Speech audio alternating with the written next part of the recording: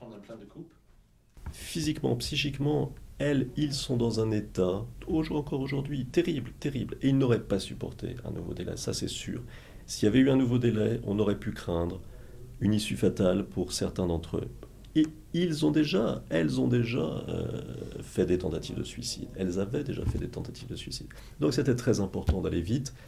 De ce point de vue-là, l'intervention de Cécilia Sarkozy, du président français, ont été certainement utiles. C'est bon?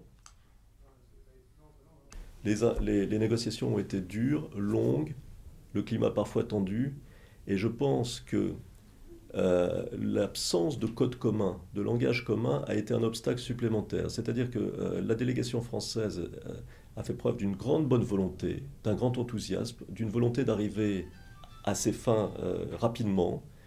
Euh, la délégation française a pris en compte l'état vraiment très préoccupant physique et psychique des infirmières et du médecin.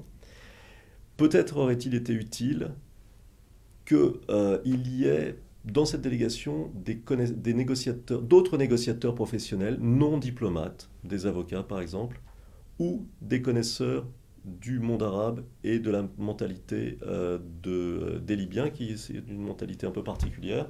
En arrivant à Bungazi qu'il n'avait pas dormi pendant 45 heures. D'une certaine manière, il y a objectivement des choses positives. La réintégration de la Libye dans le concert international, en soi, c'est pas mauvais.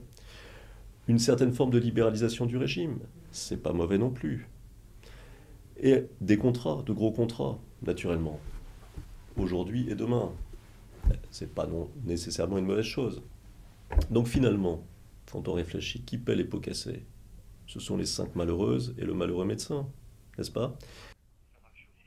Ouais, tout se passe bien.